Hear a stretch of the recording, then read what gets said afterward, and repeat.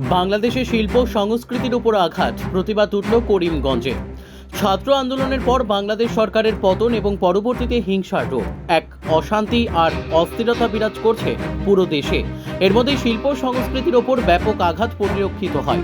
এর প্রতিবাদে আজ শম্ভুসাগর উদ্যানে কবির মর্মর মূর্তির পাদদেশে প্রদীপ জ্বালিয়ে ধিক্কার জানান নানা সামাজিক, সাংস্কৃতিক ও রাজনৈতিক সংগঠনের কর্মীরা। বিশ্বকবি রবীন্দ্রনাথ ঠাকুরের মহাপ্রয়াণ দিবসের প্রাক্কালে বাংলাদেশের মৌলবাদীদের দ্বারা সে দেশের শিল্পীদের বাড়িতে হামলা ও অনেক শিল্প ভেঙে ফেলার প্রতিবাদ জানিয়ে এবং এসব ঘটনা যাতে আর না ঘটে তার জন্য বাংলাদেশ সরকারের নিকট আবেদন জানান। প্রতিবাদে সামিল হয়ে নিজের মতামত তুলে ধরেন এএসটিসির চেয়ারম্যান মিশন রঞ্জন দাস, করিমগঞ্জ জেলা কংগ্রেস সভাপতি রজত চক্রবর্তী, করিমগঞ্জ বিজেপির শহর মণ্ডল সভাপতি কিশোর দে, প্রেস ক্লাব করিমগঞ্জের সম্পাদক অরূপ রায় প্রমুখ।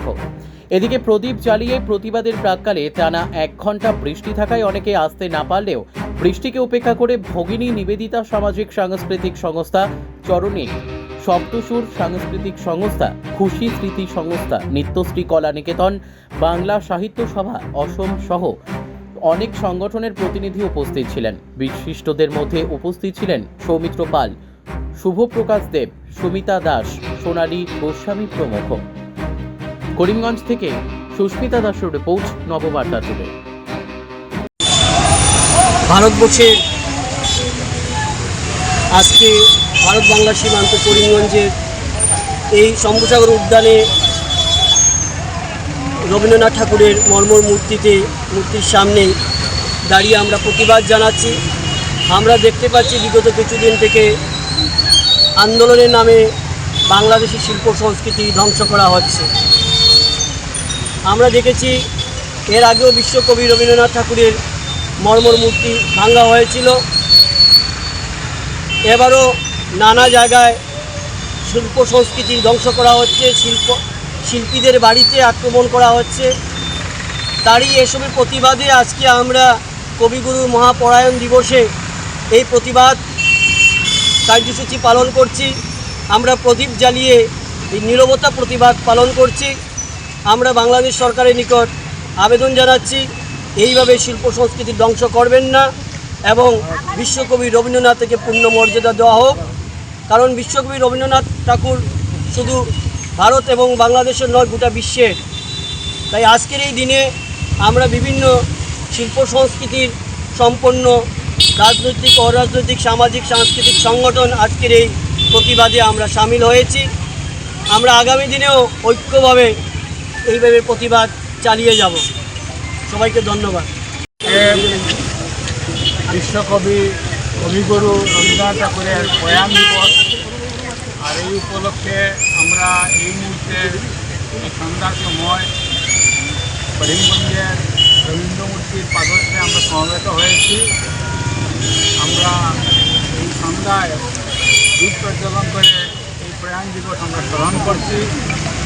কবিগুরু রবীন্দ্রনাথ ঠাকুরের আদর্শ বিস্তার লাভ করুক, আমরা সকলে যেন স্মরণ করি, তার প্রেরণা যাতে আমরা গ্রহণ করি এই কামনা করব। আমরা অত্যন্ত চিন্তিত আমাদের পার্শ্ববর্তী দেশ, প্রতিবেশী দেশ বাংলাদেশে, সেখানে শিল্প সংস্কৃতির উপর আঘাত হচ্ছে। ছাত্রদের আন্দোলন, যেটা কৌটা বিরূপের আন্দোলন, কৌটা বিরোধী আন্দোলন, এই আন্দোলনকে কেন্দ্র করে কিছু, আমি মনে করি এরা ছাত্র নয়, তারা এদের দুঃখে শিল্প সংস্কৃতিতে আঘাত হানছে। ওটাই দাঙ্গা বাজাচ্ছে। আমরা খুব চিন্তিত। আমরা বিশ্বাস করি যেভাবে সহাবস্থানের বার্তা আমাদেরকে দিয়েছিলেন, এই বার্তা যেন তাদের মধ্যে বিরাজ করে এবং বাংলাদেশের শান্তি বিরূপ, এটা আমরা চাই। বাংলাদেশ সম্বন্ধে বেশি কিছু বলার নেই, তাদের নিজস্ব ব্যাপার কোটা থাকবে কিনা, সরকারের থাকবে কিনা আমাদের বলার কিছু নেই।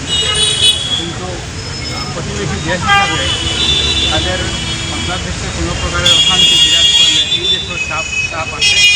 আমরা আশা করব বাংলাদেশও কবিগুরু রবীন্দ্রনাথের প্রেরণা এটা যেন তারা গ্রহণ করে এবং সেই দেশে যাতে বরণ্য কবি কবিগুরু রবীন্দ্রনাথ ঠাকুরের আজ প্রয়াণ দিবস। এই প্রয়াণ দিবসে আমরা এখানে সমবেত হয়েছি শ্রদ্ধাঞ্জলি জানানোর উদ্দেশ্যে।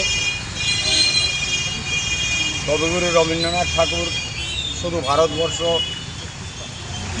মধ্যে খ্যাত নয়, সমগ্র বিশ্ব বরেণ্য কবি। আমরা আজকে ওনার প্রয়াণ দিবসে আমরা ওনাকে শ্রদ্ধাঞ্জলি জানাচ্ছি।